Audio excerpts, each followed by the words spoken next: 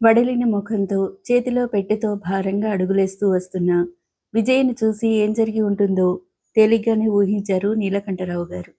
అప్పటికేమీ ప్రశ్నించకుండా భారతిని పిలిచి, విజయ స్నానపానాలకు ఏర్పాటు చేయమన్నారు. బట్టల కోసం పెట్టె తెరిచిన విజయకు బట్టల మధ్యలో బరువైన చిన్న మూట కనిపించింది.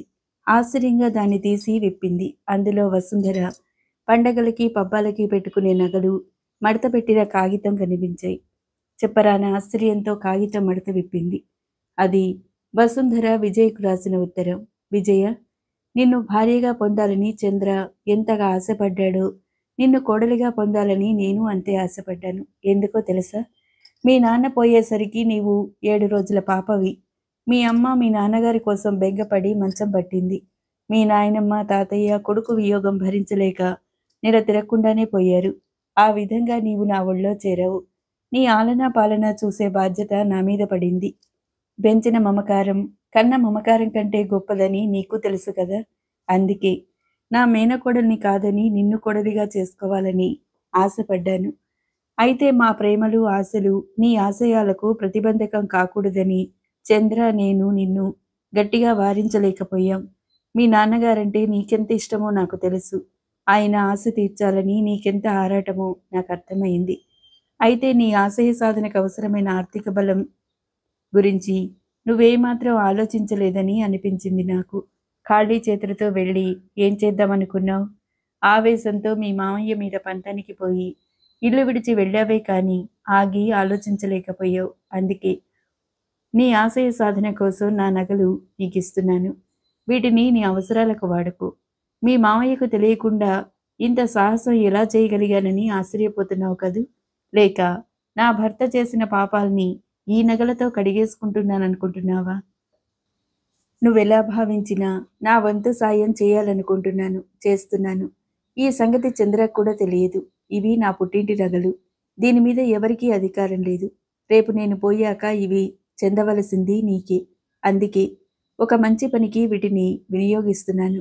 ఏనాడు మీ మావయ్యని ఎదిరించని నేను ఇంత సాహసం చేయగలిగానంటే దానికి కారణం అంతర్గతంగా నాలో అణిగిమణిగి ఉన్న ఆవేశమే అనుకో, వ్యక్తిత్వమే అనుకో, ఏదైనా కానీ నువ్వు గెలవాలి.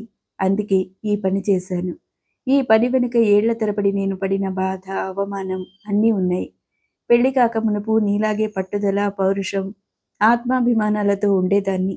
కానీ పెళ్ళయ్యాక భార్యాభర్తలు ఒకరి కోసం ఒకరు తమ అభిరుచులను మార్చుకొని అనుకూల దాంపత్య జీవితం గడపాలి. కానీ పెళ్ళయ్యాక నేను ఒక మనిషిననే విషయమే మర్చిపోవలసి వస్తుందనుకోలేదు. మీ మామయ్య ఏనాడు నాకు భార్యగా గౌరవం ఇవ్వటం కానీ, ప్రేమాభిమానాలు పంచి ఇవ్వటం కానీ చేయలేదు. అసలు ఒక మనిషిగానే గుర్తించలేదాయన నన్ను. చంద్ర తర్వాత ఆడపిల్ల పుడితే అల్లుడి కాళ్ళు కడగవలసి వస్తుందని నన్ను అడగకుండానే పట్నం వెళ్ళి పిల్లలు పుట్టకుండా ఆపరేషన్ చేయించుకున్నారు. నీలాంటి పాపను కనాలన్న ఆశ ఆశగానే మిగిలిపోయింది. ఇలా చెప్పుకుంటూ పోతే ఎన్నో. అన్నిటికీ సర్దుకుపోవటం అలవాటు చేసుకున్నాను. ఎదిరిస్తే ఏం జరుగుతుందో నాకు తెలుసు.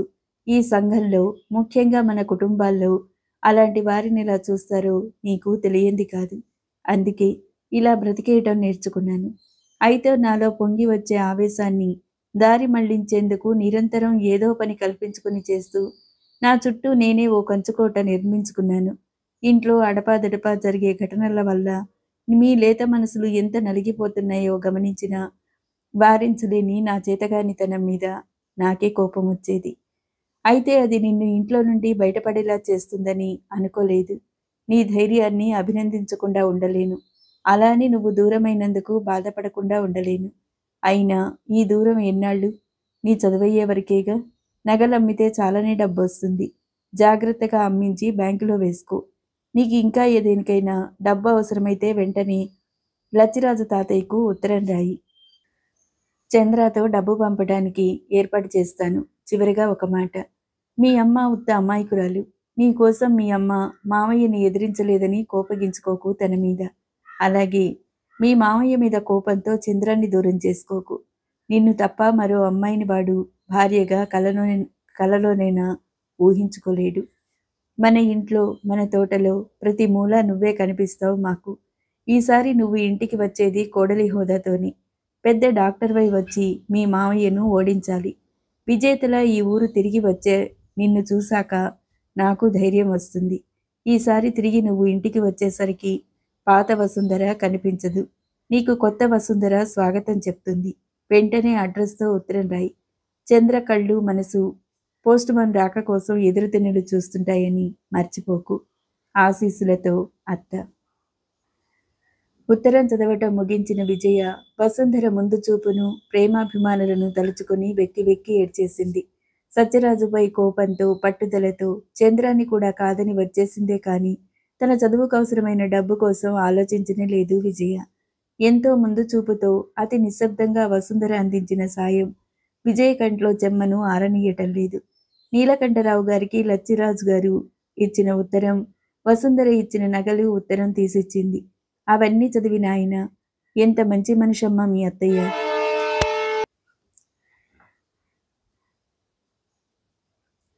ఇలాంటి వాళ్ళు 100కి 1,00,00,000కి ఒకరుంటారు. సరేనమ్మా, ఒక సమస్య తీరింది. మిగతా విషయాలు నేను చూసుకుంటాను. నాకు భారతి ఎంతో, నువ్వు అంతే. ఏమీ మొహాట పడకుండా స్వేచ్ఛగా ఉండు అన్నారాయన. ఆ రాత్రి చంద్రకి ఉత్తరం రాసింది విజయ. చంద్ర, పుట్టి పెరిగిన ఊరిని, అభిమానించే మిమ్మల్ని వదిలి దూరంగా వచ్చేశాను.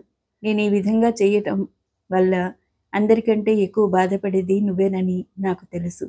చిన్నప్పటి నుంచి నా మనస్తత్వం పూర్తిగా తెలిసిన నీవు నన్ను అపార్థం చేసుకోవని నా నమ్మకం. ఎందుకనో ఇంత ప్రయత్నించినా అక్కడ ఇమడలేకపోయాను. బహుశా మామయ్య ప్రవర్తన నన్ను ఇలా తయారు చేసిందేమో. నాన్నగారి కోరిక ఇదేనని తెలియటం దానికి కొంత దోహదం చేసింది. ఏమైనా నేనెక్కడున్నా నా మనసు మాత్రం మీ అందరి చుట్టూ పరిభ్రమిస్తూ ఉంటుంది. నేను విజయవాడలో మా నాన్నగారికి సన్నిహితులైన నీలకంఠరావు గారింట్లో ఉంటున్నాను. ఆయన నా చదువుకు కావాల్సిన ఏర్పాట్లన్నీ చేస్తున్నారు. దీనికంతటికీ కారణం ఎవరో తెలుసా? లచ్చిరాజు తాతయ్య. తాతయ్యకు కూడా ఈరోజే ఉత్తరం రాస్తున్నాను. చంద్ర, ఎడారిలో వయాసిస్ లాంటి నీ స్నేహం, ప్రేమాభిమానాలు నన్ను ఇంతకాలం బతికించగలిగాయి ఆ ఇంట్లో. వాటన్నిటినీ వదులుకుని వచ్చిన నేను ఎంత బాధపడుతున్నానో, మనసు ఎంత రాయి చేసుకున్నానో అర్థం చేసుకో. నేను తప్పు చేశానని నీకు అనిపిస్తే పెద్ద మనసు చేసుకొని నన్ను క్షమిస్తావు కదూ? పెద్ద చదువులు చదివి కూడా గ్రామసీమలే దేశానికి పట్టుకొమ్మలని ఆ మారుమూల గ్రామంలో ఉండిపోయావు.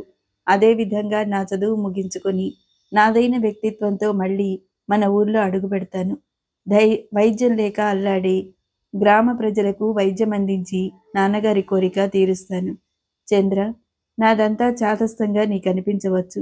ఎంత ప్రయత్నించినా ఆ మామూలు జీవితంతో రాజీ పడలేకపోయాను. ఏదో చేయాలి, ఏదో సాధించాలి అనే తపన, తండ్రి కోరిక, నా మనసుకు నచ్చిన రీతిగా బ్రతకాలనే ఆలోచన నన్నింత దూరం లాక్కు వచ్చింది. నా ఈ నిర్ణయం నీకు కష్టం కలిగించినా మన్నించి నీ చేయందిస్తావు కదూ? అత్తయ్య నా మీద చూపించిన వాత్సల్యాన్ని నేను ఆ జన్మాంతం గుర్తుంచుకుంటానని చెప్పు. అమ్మకు నా నమస్కారాలు అందజేయి. ప్రస్తుతం నేనున్న అడ్రస్సు తెలియజేస్తున్నాను. వెంటనే ఉత్తరం రాయి. నీ జవాబు కోసం 1000 కళ్ళతో ఎదురు చూస్తూ నీ విజయ. ఉత్తరం రాయటం ముగించి చంద్రతో ముఖాముఖి మాట్లాడినంత సంతృప్తి చెందింది విజయ. ఆ ఉత్తరం సరాసరి సత్యరాజ్ చేతిలో పడింది. అది చదివిన సత్యరాజు వెంటనే చించి పారేశాడు. ఆ క్షణంలో విజయ తన ప్రత్యర్థిలా కనిపించింది సత్యరాజుకు. ఏది ఏమైనా విజయ గెలవకూడదు. ఎప్పటికైనా అది ఓడి దేహి అని నా కాళ్ళ దగ్గరికే రావాలి. అలా జరగాలంటే విజయకు ఈ ఇంటి నుండి ఎటువంటి సాయం, ఓదార్పు లభించకూడదు. విజయ చంద్రల మధ్య ఉత్తరాలు నడవకుండా ఉంటేనే అది సాధ్యమవుతుంది. అందుకు తగిన రంగం వెంటనే సిద్ధం చేశాడు సత్యరాజు. హడావిడిగా చెప్పులేసుకొని పోస్ట్ మాస్టర్ ఇంటికి బయలుదేరాడు. సత్యరాజు అకాల ఆగమనానికి పోస్ట్ మాస్టర్ కంగారు పడ్డాడు. హడావిడిగా కుర్చీ దులిపి చేతులు నలుపుకుంటూ, తమరు కాకితో కబురంపితే నేనే వచ్చేవాణ్ణి అంటూ ఆగిపోయాడాయన. ఏం లేదు, పని మీద పాలకొల్లు వెళుతూ ఇలా వచ్చాను. విషయం ఏంటంటే, కాస్త ఆగి గొంతు సవరించుకొని, ఇకపైన మా ఇంటికి గాని లచ్చిరాజు ఇంటికి గాని వచ్చే ఉత్తరాలు నాకు చూపించకుండా ఇవ్వద్దు అన్నాడు సత్యరాజు ఆజ్ఞాపిస్తున్నట్టుగా. చిత్తం. అబ్బాయి గారి ఉత్తరాలు కూడా అర్ధోక్తిలో ఆగాడాయన. ఏమైనా సరే, ముందు నేను చూడాలి. మీరేం చేస్తారో ఎలా చేస్తారో నాకు తెలియదు. మూడో కంటికి విషయం తెలియకూడదు. తెలిసిందా? మీకు భూమి మీద నూకలు చెల్లినట్లే. ఆ మాటలు విని నోట మాట రానట్టుగా ఉండిపోయాడాయన. ఇది నాకేం ఊరికినే చెయ్యక్కర్లేదు. ఇదిగో ఇది పెట్టి మీ వాడికి చిన్న మోపెడ్ కొనిపెట్టు. కాలేజీకి నడిచి వెళ్తున్నట్టున్నాడు అంటూ డబ్బక్కడ పెట్టి ఇక మాట్లాడవలసిందేమీ లేనట్టు లేచాడక్కడి నుండి. సత్యరాజు లాంటి ఆసామి మాట కాదని, ఆ ఊళ్ళో బతికి బట్టకట్టడం అసాధ్యమని పోస్ట్ మాస్టర్కు బాగా తెలుసు. విజయ్ రాసే ఉత్తరాలు చంద్రాకి చేరకూడదని సత్యరాజు ఏర్పాటు చేశాడని తెలిసినా బ్రతుకు మీద తీపితో నోరు మెదపలేదాయన. ఆ నోట్లకట్ట పాములా కనిపించి భయపెట్టిందాయన్ను. వణుకుతున్న కంఠంతో భార్యను పిలిచి ఆ డబ్బక్కడి నుంచి తీయమని చెప్పాడాయన. చంద్ర నుండి జాబ్ కోసం ఎదురు చూసి చూసి తిరిగి విజయే మరో ఉత్తరం రాసింది చంద్రకు. సత్యరాజు ఈ రకమైన ఏర్పాటు చేయగలడని ఏమాత్రం ఊహించినా కథ మరోలా ఉండేది. అది తెలియని విజయ మళ్లీ మళ్లీ ఉత్తరాలు రాస్తూనే ఉంది. చంద్ర, నా ఉత్తరాలు అందలేదా? అందినా జవాబు రాయకూడదనుకున్నావా? నీ ఉత్తరం కోసం ఎంతగా ఎదురు చూస్తున్నానో తెలుసా? నా మీద నీకేమాత్రం కోపం లేదనుకున్నాను. నిన్న రోజు బస్టాండ్లో చూశాక. కానీ ఇలా ఎందుకు చేశావు? పోనీ తిరిగి ఇంటికి వచ్చేయినా? నువ్వు ఇంటికి రమ్మంటే వచ్చేస్తాను చంద్ర. నీ మౌనం నాకు పిచ్చెక్కేస్తుంది తెలుసా? నీ స్నేహం, ప్రేమ నాకెంత అమూల్యమో నీకెలా వివరించను? అయితే ఎందుకు వెళ్ళిపోయావు అని ప్రశ్నిస్తావేమో. ఏం చేయను? నీకున్న మనసులో 1000వ వంతు ఆ రాతి గుండె మామయ్యకుంటే ఎంత బావుండు. ఎంతో రాయాలని ఉంది, కలం ముందుకు సాగటం లేదు. నీకు నాకు మధ్య ఉన్న నిశ్శబ్దాన్ని ముందు బద్దలుకొట్టు చంద్ర. చంద్ర, నాకు చాలా భయంగా ఉంది. ఈ దూరం శాశ్వతం అయిపోతుందేమోనని. దయచేసి అంత శిక్ష విధించకు. నాకు తప్పక ఉత్తరం రాస్తావు కదూ? నీ ఉత్తరం కోసం ఆశగా ఎదురు చూసే నీ ప్రియనేస్తాం. ఇలా ఎన్నో ఉత్తరాలు చంద్రకి రాస్తూనే ఉంది.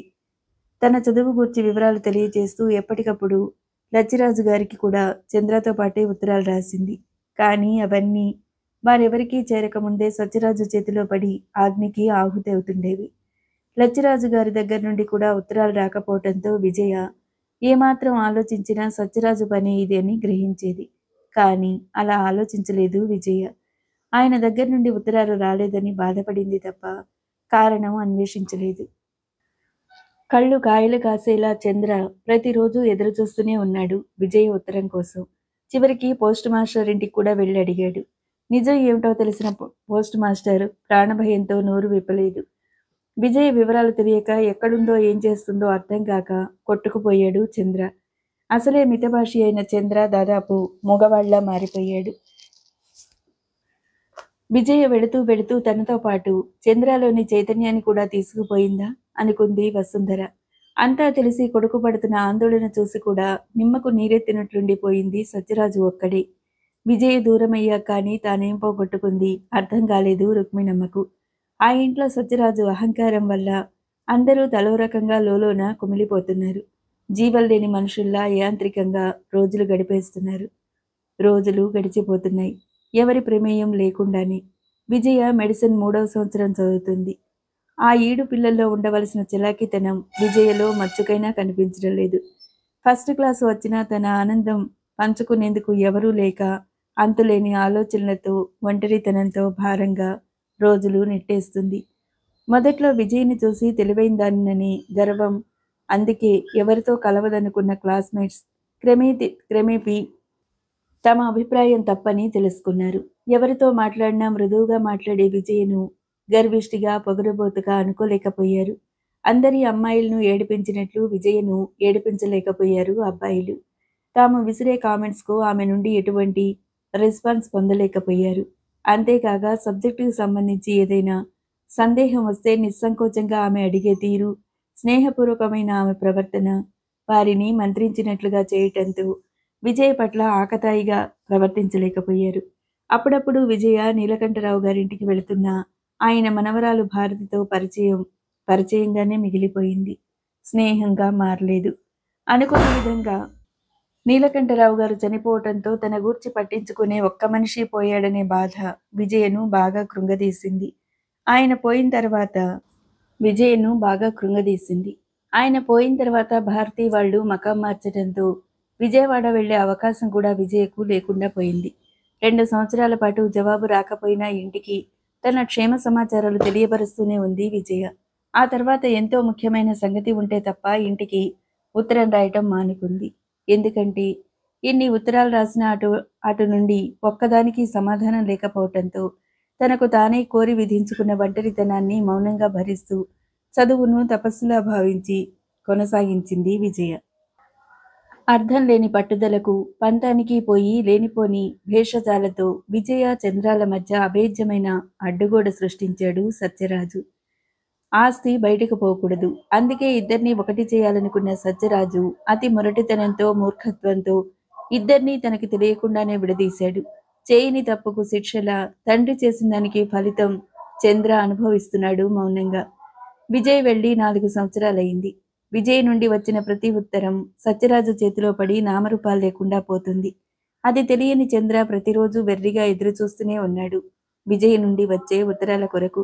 విజయ్ చదువు ముగిసే సమయం దగ్గర పడుతుండటంతో ఓటమి భయం సత్యరాజుని కుదిపేస్తుంది.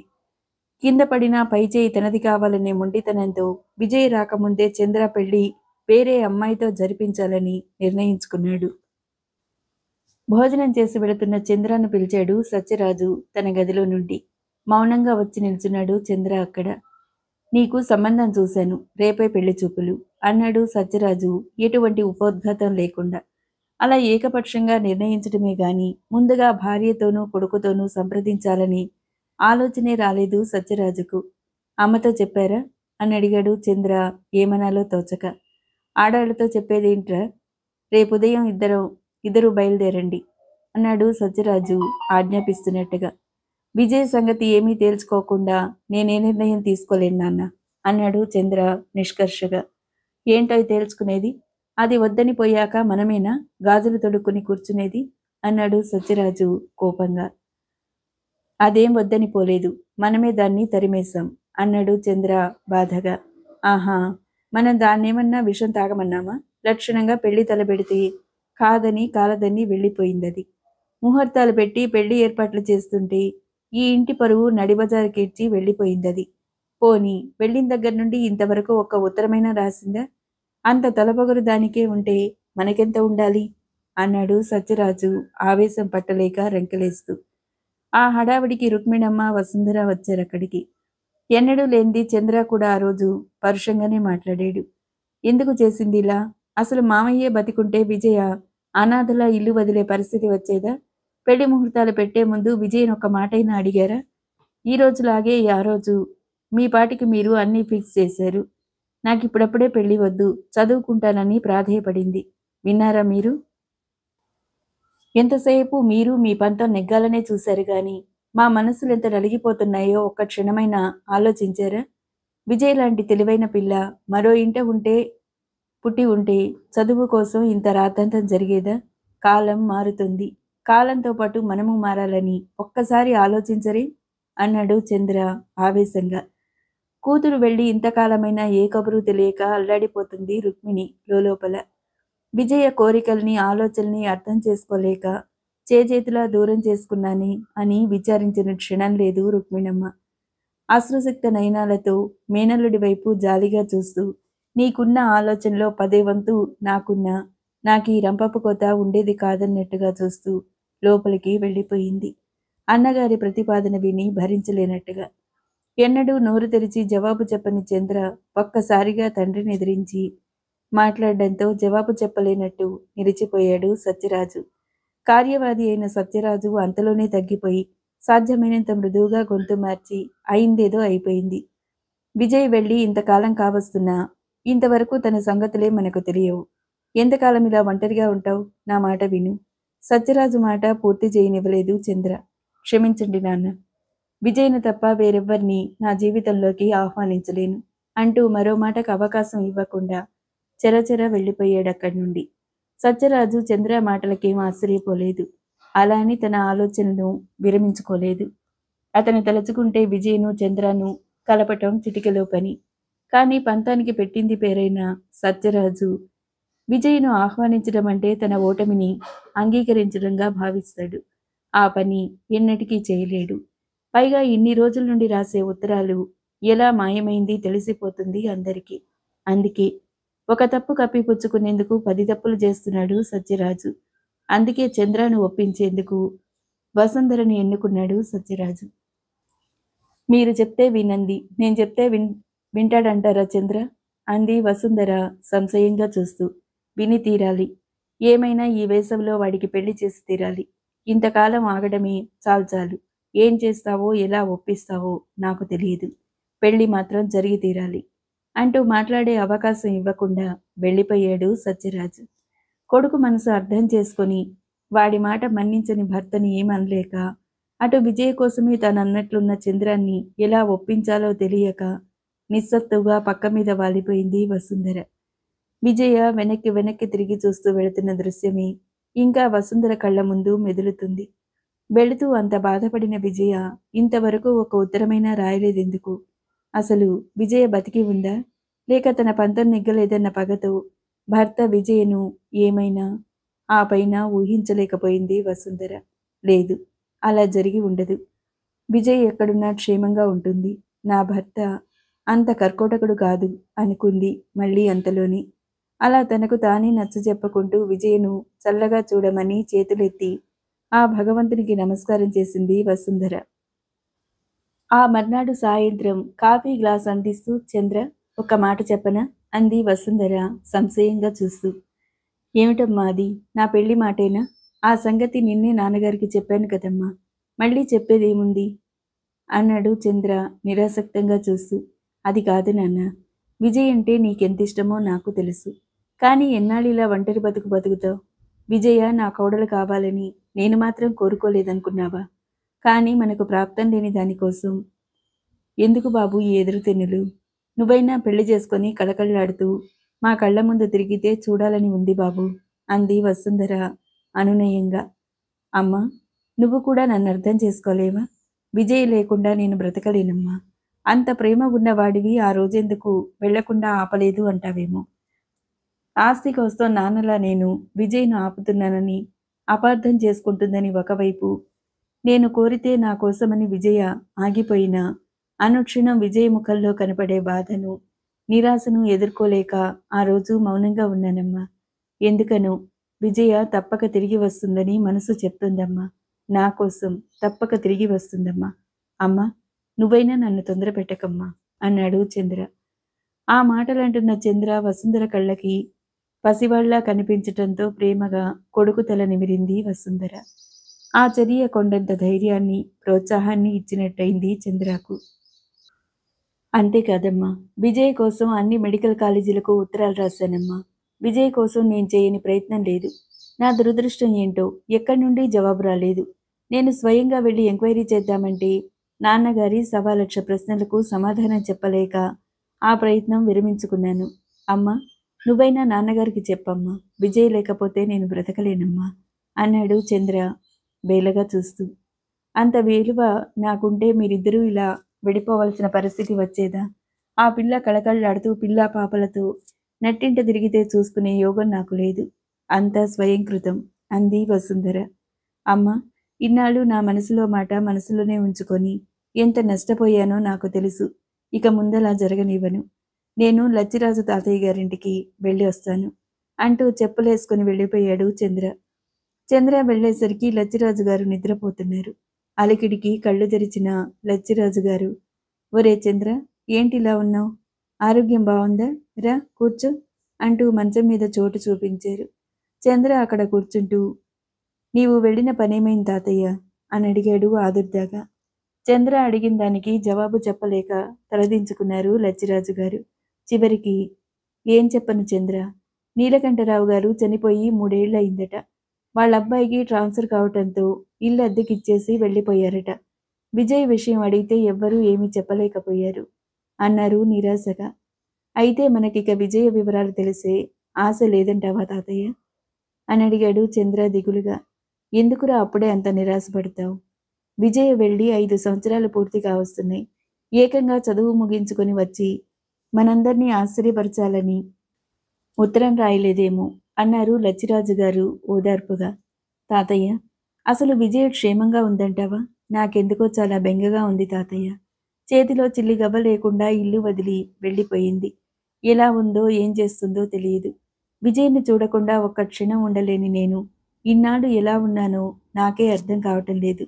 ఈ దూరం, ఈ ఎడబాటు శాశ్వతం అయిపోతాయేమో అన్న భావన నన్ను నిలవనీయటం లేదు. నేను కూడా ఈ ఇల్లు వదిలి పోవాలనిపించింది ఎన్నోసార్లు. కానీ విజయ నా కోసం వస్తే నేను లేకపోతే బాధపడుతుందని ఇన్నాళ్ళు మొండిగా ఏడ్చేశాడు చంద్ర చిన్నపిల్లాళ్ళ లచ్చిరాజు గారి భుజంపై తల వాల్చి. చంద్ర వీపుపై ఓదార్పుగా తడుతుండిపోయారు లచ్చిరాజు గారు. కొద్దిసేపు గడిచాక, తాతయ్య ఇది విన్నారా? రేపు నాన్నగారు నాకు పెళ్లి చూపులు ఏర్పాటు చేశారు అన్నాడు చంద్ర. అలాగా? అయితే అనుకున్నంత చేస్తున్నాడన్నమాట మీ నాన్న. నీవేం చెప్పావు అని అడిగారు లచ్చిరాజు గారు. ఏం చెప్తాను?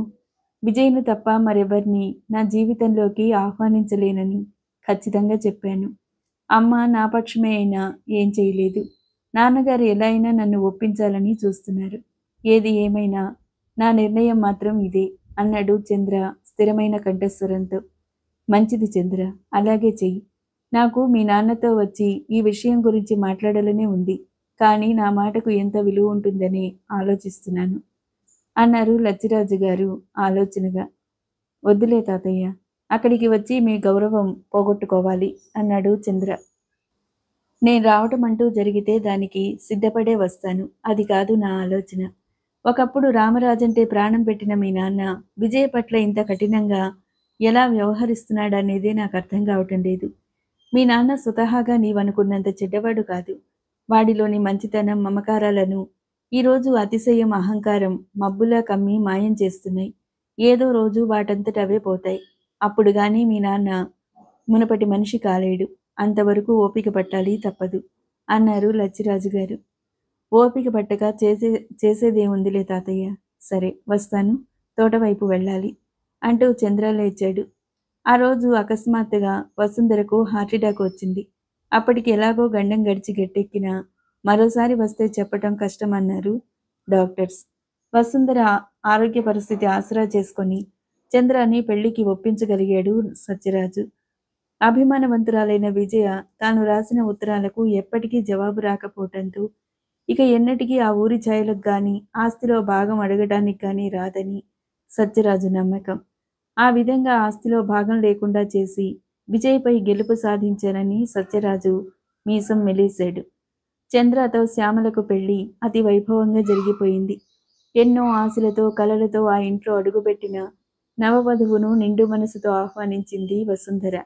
తన కూతురి స్థానంలో మరొకరిని చూడటం బాధాకరంగానే ఉన్నా ఏం చేయలేక పరిస్థితులతో రాజీ పడిపోయింది రుక్మిణమ్మ. వసుంధర ముందుగానే చంద్రాకి అనేక విధాలా నచ్చచెప్పటం వల్ల జీవితంతో రాజీపడి శ్యామలను ఆహ్వానించాడు తన జీవితంలోకి. పెద్దగా చదువుకోకపోయినా పెళ్లికి ముందే అనేక విషయాలు చంద్ర గూర్చి, విజయ్ గూర్చి విని ఉండటంతో తల్లిదండ్రుల పెంపకం వల్ల అలవడిన సంస్కారం శ్యామలను మిన్నకుండేలా చేసింది. ఎవరేం చెప్పినా శ్యామల సంస్కారం, మంచితనం ఆ ఇంటిలో శ్యామలకు ఒక మంచి స్థానాన్ని సంపాదించి పెట్టింది. ఏనాడు చంద్రాని విజయ్ గూర్చి అడగలేదు శ్యామల. పెళ్లి సందడంతా సద్దుమణిగిన తర్వాత ఒకరోజు తీరిగ్గా వసుంధర శ్యామలను విజయ్ గదిలోకి తీసుకెళ్ళింది. అత్తగారు అక్కడికి ఎందుకు పిలిచారో తెలియక వెనకే నమ్రతగా వెళ్ళి నిలుచుంది శ్యామల. కూర్చోమ్మా, ఇది మనిల్లేగా, మరేం పర్వాలేదు, కూర్చో అంటూ చేయి పట్టి కుర్చీలో కూర్చోబెట్టింది వసుంధర. శ్యామల కూర్చొని ఆ గది పరిశీలించసాగింది. పెళ్ళై వచ్చిన ఈ 20 రోజుల్లోనూ ఆ గదిలోకి రావటం ఇదే ప్రథమం. బహుశా ఇది విజయ గది అయి ఉంటుంది అనుకుంది శ్యామల. ఏంటలా చూస్తున్నావు? ఇది విజయ గది. అంటే రుక్మిణి పిన్ని కూతురు వాడుకునేది గది అంది వసుంధర. నేను అదే అనుకున్నానండి అంది శ్యామల. మా విజయ్ గూర్చి, చంద్ర గూర్చి ఇతరులు అనేక రకాల కబుర్లు చెప్తారు. అది విని నీవు కలత చెందకూడదు. అందుకే నిన్నిక్కడికి తీసుకువచ్చి ఇవన్నీ చెప్తున్నాను అంది వసుంధర. ఆసక్తిగా వినసాగింది శ్యామల. విజయ, చంద్రాలిద్దరూ కలిసి ఈ ఇంట్లోనే నా చేతుల్లోనే పెరిగారు. వాళ్ళిద్దరికీ పెళ్లి చేయాలని మేమంతా అనుకున్నాం. కానీ విజయ తన తండ్రి కోరిక మేరకు మెడిసిన్ చదువుతానని పట్టుబట్టింది. మీ మామయ్య గారు పెళ్లి చేసుకోవాల్సిందేనని మొండుపట్టు పట్టారు. పెళ్ళైన తర్వాత చదువుకో అంటే పరిస్థితి ఎలా ఉండేదో ఆ మాటే రాలేదన్నాడు. విజయ చదువయ్యాకే పెళ్ళని మొండికెత్తింది. చంద్ర, నేను ఎవ్వరికీ ఏం చెప్పలేక నలిగిపోయాం. చివరికి ఆస్తిలో భాగం ఇవ్వమని బెదిరించినా, నేను చదువుకొని డాక్టర్ కావాలి, మా నాన్నగారి కోరిక ప్రకారం ఇక్కడే హాస్పిటల్ కట్టి పేదలకు ఉచిత వైద్య సేవలు అందిస్తానని పట్టుబట్టింది. అలా చదువు కోసం ఇంటిని, ఆస్తిని, మమ్మల్ని అందరినీ వదిలి వెళ్ళి 5 సంవత్సరాలు పూర్తయింది. ఎక్కడుందో, ఏమైందో ఒక్క ఉత్తరమైనా రాయలేదు మాకు. ఇక విజయ్ మీద ఆశలు వదులుకొని చంద్రకి పెళ్లి ప్రయత్నాలు చేస్తాం. వాడు ఎంత మాత్రం పెళ్లి చేసుకోనన్నాడు. ఈలోగా నా ఆరోగ్యం చెడింది. దాంతో వాడికి పెళ్లి చేసుకోక తప్పలేదు. వాడెప్పుడైనా మనసు బాగుండక నిన్ను నొప్పిస్తే ఓర్చుకో తల్లి. వాడిది చాలా సున్నితమైన మనసు. దేనికి ఇతరులను నొప్పించే స్వభావం కాదు. అయినా ఏ వేళ ఏం జరుగుతుందో ఎవరూ చెప్పలేం కదా. కాస్త నువ్వే గమనించి సర్దుకుపోవాలి. నాకు కూతురివైనా కోడలివైనా నువ్వే అంటూ శ్యామల 2 చేతులు పట్టుకుంది వసుంధర కన్నీళ్లతో. చ అవే మాటలండి అత్తయ్య. వీరి విషయంలో ఎటువంటి బాధ పెట్టుకోకండి. వారి మనసుకు ఎటువంటి కష్టం రాకుండా చూసుకుంటాను అంది శ్యామల మందస్వరాన. అత్తగారిలోని స్వచ్ఛత, మంచితనం శ్యామలను ఎంతగానో ఆకట్టుకుంది ఆ సంఘటనతో. ఆ ఊరి జనం ఆ ఇంటి వార్తల కోసం చాలా ఆత్రంగానే ఎదురుచూశారు. వారి ఆలోచనలు తారుమారు చేస్తూ ఆ కుటుంబ సభ్యుల అన్యోన్యత అందరినీ విస్తుపోయేలా చేసింది. శ్యామల మంచితనంతో ఆ కుటుంబ సభ్యుల అందరి హృదయాల్లో ఒక ప్రత్యేక స్థానాన్ని సంపాదించుకుంది అతి కొద్ది కాలంలోనే. చంద్ర మెల్లమెల్లగా శ్యామల సాహచర్యంతో తన బాధను మర్చిపోయి మామూలు మనిషి అయ్యాడు. తననే నమ్ముకుని వచ్చిన అమాయకురాలు శ్యామల ఎందుకు బాధపడాలి అన్న ఆలోచన శ్యామలను ఆదరించేలా చేసింది చంద్రను. చంద్ర, శ్యామల అనురాగ ఫలితంగా చిన్నారి వసుంధర అవతరించింది ఆ ఇంట. పసిపాప బోసినవ్వులతో, ఆటపాటలతో ఆ ఇల్లు నిండిపోయింది. మధ్య మధ్యలో విజయ జ్ఞాపకాలు అందరి మనసులు కలిచివేసిన ఆ పాప బోసినవ్వులు అవన్నీ ఇట్టే మురిపిస్తున్నాయి. రోజులు గడిచిపోతున్నా, సంవత్సరాలు దొర్లిపోతున్నా మారంది సత్యరాజు ఒక్కడే. ఇంట్లో అందరూ ఆరాటపడుతున్నా, కూతురి కోసం చెల్లెలు రుక్మిణమ్మ బెంగపడుతున్నా, విజయ్ ఆచూకీ తెలిసి కూడా చెప్పకుండా బండరాయిలా మిగిలిపోయాడు సత్యరాజు. విజయ కార్డియాలజీలో పీజీ చేసింది. చదువు ముగించుకుని తన ఊరు వెళ్ళి అక్కడే హాస్పిటల్ పెట్టాలనుకున్న విజయ తన ప్రయత్నాన్ని విరమించుకుంది. ఎన్ని ఉత్తరాలు రాసినా జవాబు లేని ఆ ఇంటికి తను ఎందుకు వెళ్ళాలి, అసలు ఎవరి కోసం వెళ్ళాలి అనుకుంది విజయ. మెరిట్ రావటం వల్ల చాలా సులభంగానే ప్రభుత్వాసుపత్రిలో ఉద్యోగం సంపాదించగలిగింది. రోజు డ్యూటీకి వెళ్ళటం రావటం, తీరిక సమయాల్లో తన సబ్జెక్టుకు సంబంధించిన బుక్స్ రిఫర్ చేయటం విజయ్ దినచర్యగా మారిపోయింది. ఎప్పుడైనా తల్లి గాని, చంద్ర గాని, అత్తయ్య గాని గుర్తు వస్తే మొదట్లో ఆ రోజంతా అన్యమనస్కంగా గడిపేది. ఒకసారి వెళ్ళి వాళ్ళందరినీ చూడాలనే కోరిక తలెత్తిన బలవంతాన దాన్ని అణిచేసేది. ఎన్ని ఉత్తరాలు రాసినా జవాబు రాయని వాళ్లను తనెందుకు తలవాలి అని సరిపెట్టుకో చూసింది. ఎవరి మాట ఎలా ఉన్నా చంద్ర అయినా తనను అర్థం చేసుకుంటాడని ఎదురు చూసిన విజయ ఆశ నిరాశ కాగా గుండె రాయి చేసుకొని తనకెవ్వరూ లేరనే స్థితికి వచ్చేసింది. ఆ రోజు జరిగే హార్ట్ సర్జరీకి చీఫ్ సర్జన్ వినోద్కు డాక్టర్ ప్రభాకర్తో పాటు డాక్టర్ రాధిక అసిస్ట్ చేయవలసి ఉంది. కానీ ఆ రోజు రాధిక ఇంట్లో చికాకుల వల్ల చాలా అప్సెట్ అయి ఉంది. డాక్టర్ వినోద్ చాలా ముక్కోపి. మామూలుగా ఉన్నప్పుడే ఆయనంటే గడగడలాడే రాధిక ఇలాంటి మెంటల్ కండిషన్తో ఎలా అసిస్ట్ చేయగలనా అని మదన పడుతుంది. ఏ చిన్న మిస్టేక్ జరిగినా సహించని వినోద్ అంటే స్టాఫ్ అందరికీ భయంతో పాటు గౌరవం కూడా. అందుకే ఆయన ఏమన్నా ఎదురు నిలిచి మాట్లాడరు. ముఖ్యంగా స్టూడెంట్స్ ఆయన ఆపరేషన్ చేస్తుండగా చూసే ఛాన్స్ కోసం ఆరాటపడుతుంటారు. అందుకే అతి తేలిగ్గా రాధిక బదులు విజయ్ సంతోషంగా ఆపరేషన్ థియేటర్లోకి అడుగు పెట్టగలిగింది. స్టాఫ్ అందరి దృష్టిలో చండశాసనుడిగా పేరు పొందిన డాక్టర్ వినోద్ పేషెంట్ దృష్టిలో అపర ధన్వంతరి. అయితే పేషెంట్స్ దగ్గర తాను తినడు, ఇతరులను తిననీయడు. గడ్డివాము దగ్గర కుక్కలాంటి వాడంటుంటారు కొలీగ్స్ చాటుగా. ఎవరేమనుకున్నా నిర్వికారంగా తన డ్యూటీ తాను చేసుకుపోయే వినోద్కు డాక్టర్ ప్రభాకర్, డాక్టర్ రాధికల తోడ్పాటు వల్ల ఆ హాస్పిటల్లో ఒక మంచి వాతావరణాన్ని సృష్టించగలిగారు వినోద్ అక్కడికి వచ్చిన కొద్ది రోజుల్లోనే. ఆ రోజు కేసు చాలా క్లిష్టమైంది. పుట్టుకతోనే గుండెలో రంధ్రాలతో పుట్టిందా పాప. రోజులు వారాలకు మించి బతకదని నిర్ధారణ చేశారు డాక్టర్స్. కానీ చిత్రంగా ఆ పాప 10 సంవత్సరాలు బ్రతికింది. అయితే అందుకు కారణం ఆ పాప తల్లి. అనుక్షణం పాపను కంటికి రెప్పలా కాపాడుకుంటూ, డాక్టర్స్ ఇచ్చిన ప్రికాషన్స్ తూచా తప్పక పాటిస్తూ ఆ పాప ఆయువును పొడిగించగలిగింది. అనుకోని విధంగా పాప కండిషన్ చేంజ్ కావటంతో తప్పనిసరిగా ఆపరేషన్ చేయవలసిన పరిస్థితి ఏర్పడింది. ఇంతకాలం పాప బాడీ ఆపరేషన్‌కు తట్టుకుంటుందో లేదోనని సందేహించిన డాక్టర్సు పాప ప్రాణం మీదికి రావటంతో ఆపరేషన్ చేయడానికి నిర్ణయించుకున్నారు. ఆ హాస్పిటల్‌లో జాయిన్ అయ్యాక అంత సీరియస్ కేస్‌కు అటెండ్ కావటం ఇదే మొదటిసారి విజయకు. డాక్టర్ వినోద్‌కు అసిస్ట్ చేయటం అంటే చాలా టెన్షన్‌గా ఉంది విజయకు. కానీ ఆపరేషన్ మొదలయ్యాక వినోద్ కంటే సీరియస్‌గా ఆమె చేతులు పనిచేశాయని చెప్పవచ్చు. మొదట రాధికకు బదులు విజయ్‌ను థియేటర్‌లో చూసిన వినోద్ చాలా కోపంగా, అసహనంగా చూశాడు ప్రభాకర్ వైపు ఒక్క క్షణం. తర్వాత విజయ పనితీరు చూశాక ప్రశంసాపూర్వకంగా చూశాడామె వైపు. వినోద్ ఎక్కువగా మాట్లాడకపోయినా ఆయన ముఖం చూస్తే హడిలిపోతుంటారందరూ. అయితే కష్టం వచ్చినప్పుడు స్టాఫ్ పట్ల ఆయన చూపే ఆదరణ, విధి నిర్వహణలో ఆయన ప్రవర్తన ఆ హాస్పిటల్‌లో వినోద్‌కొక విశిష్ట స్థానాన్ని తెచ్చిపెట్టింది. ఆపరేషన్ పూర్తయ్యాక డ్రెస్ చేంజ్ చేసుకొని రిలాక్స్‌డ్‌గా చైర్‌లో వెనక్కి వాలి కళ్ళు మూసుకున్నాడు వినోద్. డాక్టర్ గారి రాక కోసం కాచు కూర్చున్న నారాయణ వెంటనే ప్లేట్‌తో బిస్కెట్లు, ఫ్లాస్క్‌తో టీ, ఖాళీ ఖాళీ కప్పు, మంచినీళ్ళ గ్లాస్‌తో సర్ది ఉంచిన ట్రే వినోద్ ముందుంచాడు. కళ్ళు మూసుకుని ఉన్న ఆయన్ని పలకరించేందుకు ముందు సందేహించాడు నారాయణ. అలసటగా ఉన్న ఆయన్ని అలా వదిలి వెళ్ళటం ఇష్టం లేక, సార్ అంటూ మెల్లగా పిలిచాడు. మెల్లగా కళ్ళు తెరిచి నారాయణ వైపు చూశాడు వినోద్ ప్రశ్నార్థకంగా. టీ తీసుకోండి సార్ అన్నాడు వినయంగా నారాయణ. సరే, డాక్టర్ విజయ్‌ని ఒకసారి ఇటు రమ్మని చెప్పు అంటూ బిస్కెట్ అందుకున్నాడు డాక్టర్ వినోద్. సార్ రమ్మంటున్నారని విజయ్‌కి చెప్పి ఆమె కోసం మరో ఖాళీ కప్పు తెచ్చి అక్కడ పెట్టి వెళ్ళాడు నారాయణ.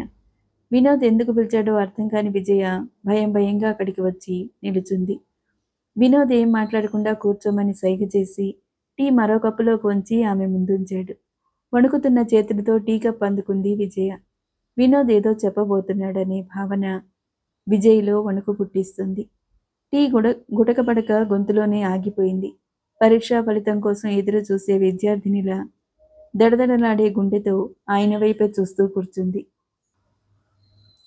అదేం గమనించని వినోద్ బిస్కెట్లు తింటూ మధ్య మధ్యలో టీ సిప్ చేస్తుండిపోయాడు. అదయ్యాక నాప్కిన్‌తో చేతులు తుడుచుకుంటూ, డాక్టర్ విజయ, ఇంతకు ముందు ఇలాంటి కేసులేమైనా అటెండ్ అయ్యారా? అని అడిగాడు వినోద్. No sir. ఇంత కాంప్లికేటెడ్ కేస్‌కి అటెండ్ అవ్వటం ఇదే ఫస్ట్ టైం అంది విజయ. రియల్లీ? వండర్‌ఫుల్. చాలా అనుభవం ఉన్న డాక్టర్‌లా చేశారు. ప్రభాకర్ గారు కూడా అదే అన్నారు. కీప్ ఇట్ అప్ అంటూ అక్కడి నుంచి లేచాడు డాక్టర్ వినోద్. ఆ మాటతో తేలిగ్గా ఊపిరి తీసుకుంది విజయ. రాధిక బదులు పర్మిషన్ లేకుండా తను వెళ్ళినందుకు వినోద్ తిడతాడని భయపడింది. కానీ వినోద్ మాటలు విన్నాక భయం స్థానంలో ఆనందం చోటు చేసుకుంది. ఎవరెస్ట్ శిఖరం ఎక్కినంత ఆనందంగా అనిపించింది విజయకు. గాలిలో తేలిపోతున్న దానిలా స్టాఫ్ రూంలోకి వచ్చింది విజయ.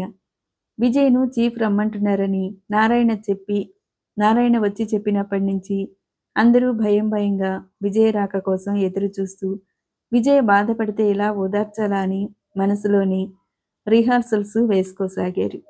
వారి ఆలోచనలు తారుమారు చేస్తూ ఆనందంతో వెలిగిపోతున్న ముఖంతో వచ్చిన విజయను చూసి విస్తుపోయారందరూ. విజయ్‌ను ప్రశ్నల వర్షంతో ముంచెత్తారు. రాధిక ఏకంగా విజయ్‌ను కౌగిలించుకుంది.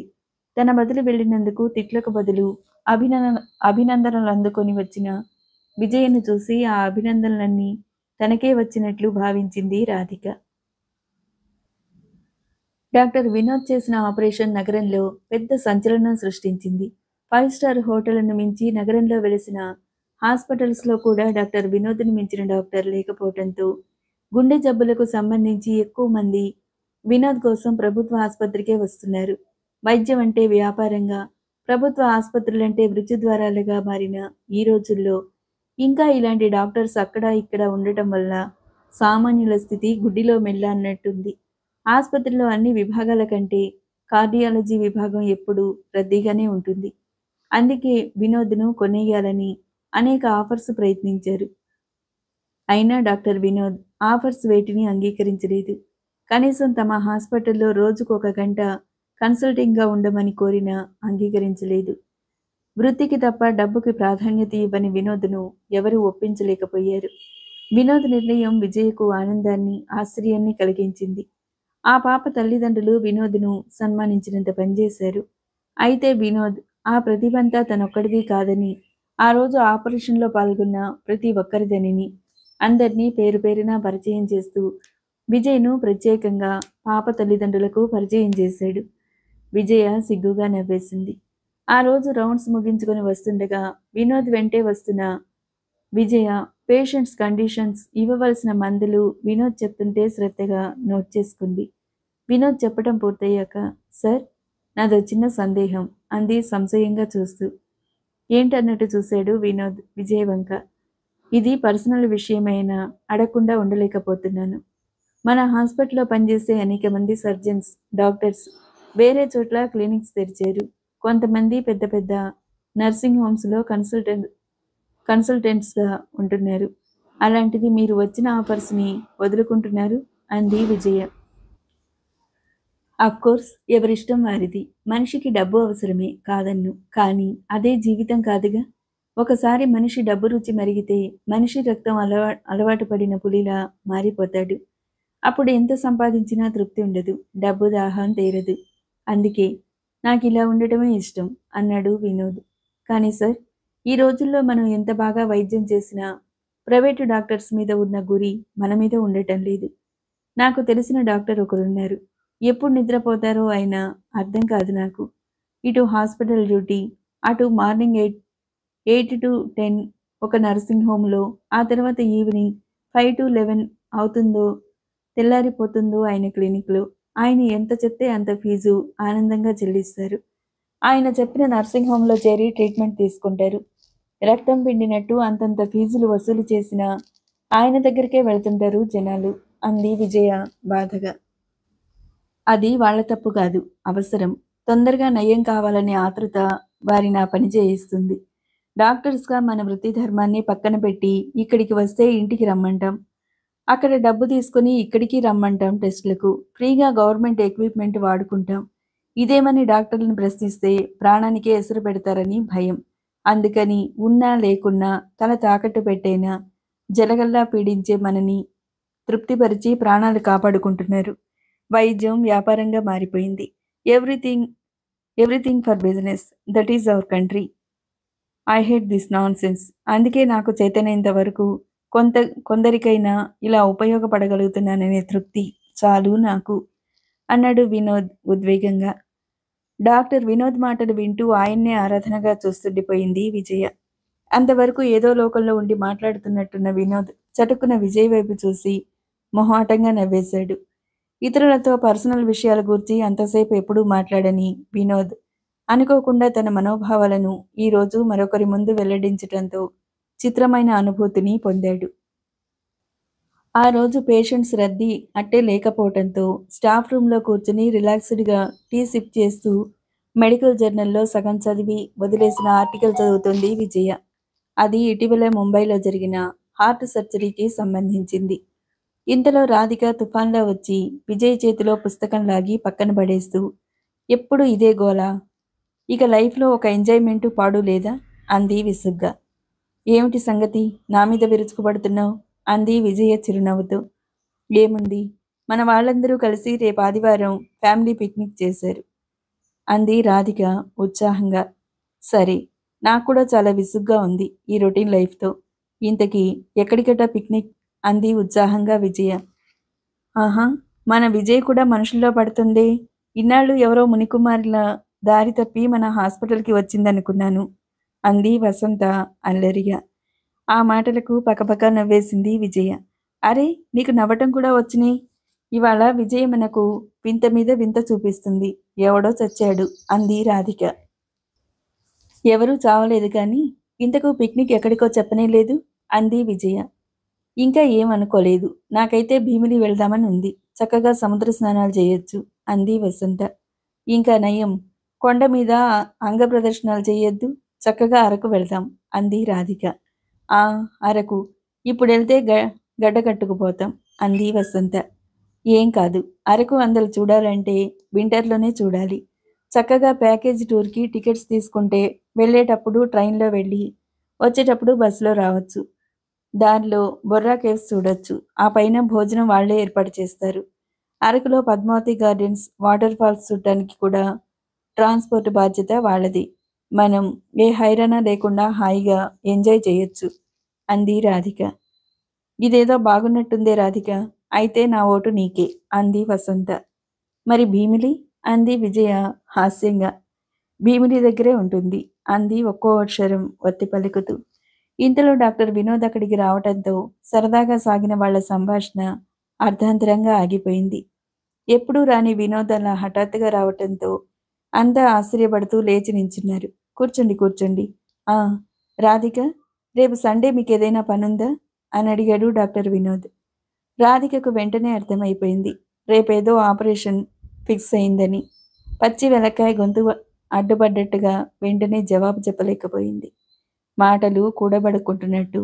నాకా సార్, నాకు అంటూ తడబడుతున్న రాధిక అవస్థ చూసిన వసంత, సార్, రేపు సండే సరదాగా అందరం కలిసి పిక్నిక్ వెళుతున్నాం.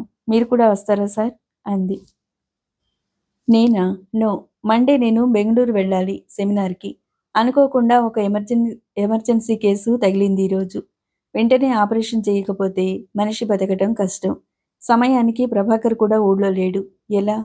అని ఆలోచనగా అంటున్న వినోద్‌ను మధ్యలోనే ఆపి, పర్వాలేదు సార్, నేను అటెండ్ అవుతాను అంది రాధిక నీరసంగా.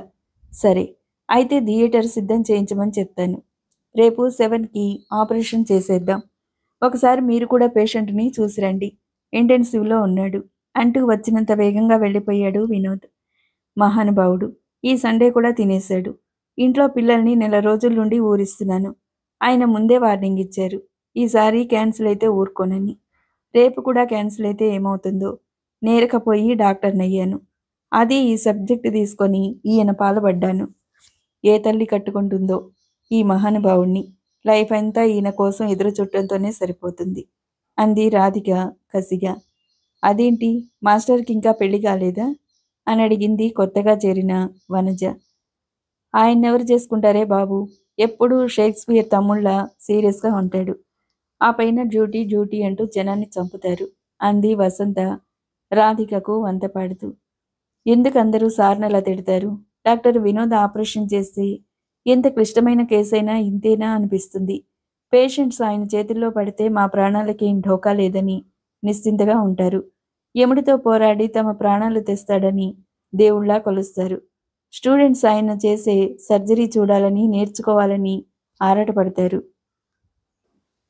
మీరేమో ఆయన్ని ఇలా తిడుతూనే ఉంటారు అంది విజయ సర్ది చెప్తున్నట్టుగా. మీ అందరికీ గొప్పగానే ఉంటుంది. 4 రోజులు వరుసగా అటెండ్ అయితే అప్పుడు తెలుస్తుంది ఈ దుర్వాసుడి గూర్చి. ఆపరేషన్ జరుగుతున్నంతసేపు ఎంత టెన్షన్‌తో చస్తామో మేమంతా. ఏ చిన్న తప్పు జరిగినా చీల్చి చెండాడేస్తాడు స్పాట్‌లోని. ఆ ప్రభాకర్ గారొకరు. ఎప్పుడూ వినోద్ గారినే సమర్థిస్తారు. నా స్థానంలో మీరుంటే తెలుస్తుంది నా ఇబ్బందేంటో. పెద్ద హృదయకోశ నిపుణులు. కానీ మీకెవ్వరికీ అసలు హృదయాలే లేవు. ఉన్నా అందులో స్పందనే లేదు అంది రాధిక ఏడ్చినంత పనిచేస్తూ. రాధిక బాధ అర్థం చేసుకున్న విజయ్ అంది. ఏయ్, ఏంటిది చిన్నపిల్లలా? పోనీ నేను అటెండ్ అవుతాను, నువ్వెళ్ళు అంది అనునయంగా. వద్దులే, నా బదులు నువ్వు మానేస్తావా పిక్నిక్ అంది రాధిక మొహమాటంగా. మరేం పర్వాలేదు, నాకిదే ఇంట్రెస్టు. ఇలాంటి అవకాశం మళ్ళీ మళ్ళీ రాదుగా. దీని మూలంగా ఎంతో కొంత నేను నేర్చుకోగలుగుతాను. కానీ నేను అటెండ్ అయితే చీఫ్‌కి కోపం వస్తుందేమో. నువ్వెళ్ళి చెప్పు అంది విజయ భయంగా చూస్తూ. భలే దానివే, ఆ దుర్వాసుడికి అసిస్ట్ చేయడానికి లేని భయం చెప్పడానికి వచ్చిందా? సరే, నేనే చెప్తాను. నాకింత సాయం చేసినందుకు ఆ మాత్రం కృతజ్ఞత లేకపోతే ఎలా అంది రాధిక ఉత్సాహంగా. కానీ డాక్టర్ వినోద్ ఎదుటపడి ఆ మాట చెప్పే ధైర్యం లేక, రేపు విజయ ఏదో విధంగా మేనేజ్ చేస్తుందిలేని చెప్పకుండానే వెళ్ళిపోయింది రాధిక. ఆపరేషన్ థియేటర్లో రాధిక బదులు విజయ్ని చూసి ఒక్క క్షణం ముఖం చిట్లించాడు వినోద్. అంతలోనే సర్దుకుని పనిలో లీనమైపోయాడు. అది గమనించిన డాక్టర్ మూర్తి, రాధికకు ఆరోగ్యం బాగుండలేదు. అందుకని డాక్టర్ విజయ్ని పిలిపించవలసి వచ్చింది అన్నాడు మూర్తి సర్ది చెప్తున్నట్టు. ఆ మాటలు విని విననట్లుగా తల పంకించి ఊరుకున్నాడు వినోద్. కానీ ఆయనకు అర్థమైపోయింది రాధిక పిక్నిక్కి వెళ్ళిందని. ఆమె బాధ్యతారాహిత్యానికి మనసులోనే విసుక్కున్నాడు. ఆపరేషన్ అయ్యాక మర్నాడు బెంగళూరు తీసుకెళ్లాల్సిన పేపర్స్, ఇతర మెటీరియల్ రిఫర్స్ చేస్తూ మధ్య మధ్యలో పేషెంట్ కండిషన్ చూస్తూ ఆ పూటక్కడే ఉండిపోయాడు వినోద్. సాధారణంగా ఆపరేషన్ అయ్యాక ఇంటికెళ్ళిపోతుంటాడు వినోద్. పేషెంట్‌ను సీనియర్ డాక్టర్స్ అయిన ప్రభాకర్‌కి గాని, రాధికకి గాని అప్పగించి. ఆ ఇద్దరూ లేకపోవటంతో విజయ లాంటి జూనియర్ డాక్టర్ మీద భారం వేయటం ఆయనకిష్టం లేదు. అందుకనే మర్నాడు సెమినార్‌లో చదవవలసిన పేపర్ సెట్ చేయవలసి ఉన్నా అక్కడే ఉండిపోయి అసహనంగా పేపర్లు చూసుకోసాగాడు వినోద్. వినోద్‌కి మరుసటి రోజు బెంగుళూరు ప్రయాణం ఉంది కనుక అతన్ని డిస్టర్బ్ చేయటం ఇష్టం లేక పేషెంట్ కండిషన్ వాచ్ చేస్తూ అక్కడికే టిఫిన్ తెప్పించుకుని తింది విజయ. మధ్య మధ్యలో డాక్టర్ మూర్తి కూడా వచ్చి చూసి వెళ్ళాడు. మధ్యాహ్నం 2 గంటల ప్రాంతంలో టీ తాగుదామని ఫ్లాస్క్ తీసి చూశాడు వినోద్. అందులో టీ లేకపోవటంతో బాయ్ కోసం బయటికి వచ్చాడు. ఇంతలో గ్లాస్ డోర్లోంచి కనిపిస్తున్న దృశ్యం అతన్ని నిలువున కంపించి వేసింది. పేషెంట్‌నంత సీరియస్ కండిషన్‌లో చూసి కూడా తనని పిలవని విజయ్ మీద కోపం ముంచుకొచ్చింది.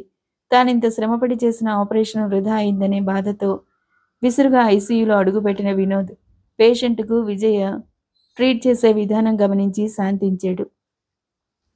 అంతవరకు బాగానే ఉన్న పేషెంట్ కండిషన్ సడన్‌గా చేంజ్ అయి ఫిట్స్ రావటం ప్రారంభం కావటంతో అంతవరకు పేషెంట్‌నే పరిశీలిస్తున్న విజయ్‌కు వెంటనే వినోద్‌ను పిలవాలనే ఆలోచనే రాలేదు.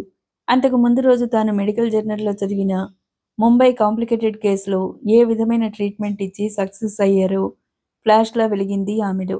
వెంటనే ఆచరణలో పెట్టింది. క్రమంగా పేషెంట్ నార్మల్ కండిషన్‌లోకి రావటంతో రిలీఫ్‌గా ఊపిరి పీలుస్తూ తలెత్తిన విజయ ఎదురుగా నిల్చున్న వినోద్‌ని చూసి గజగజ వణికిపోయింది. ఎలా మాట్లాడాలో, ఏం చెప్పాలో అర్థం కాక. సార్, నేను, నాకు అంటూ తడబడుతున్న విజయని చూస్తే జాలేసింది వినోద్‌కు.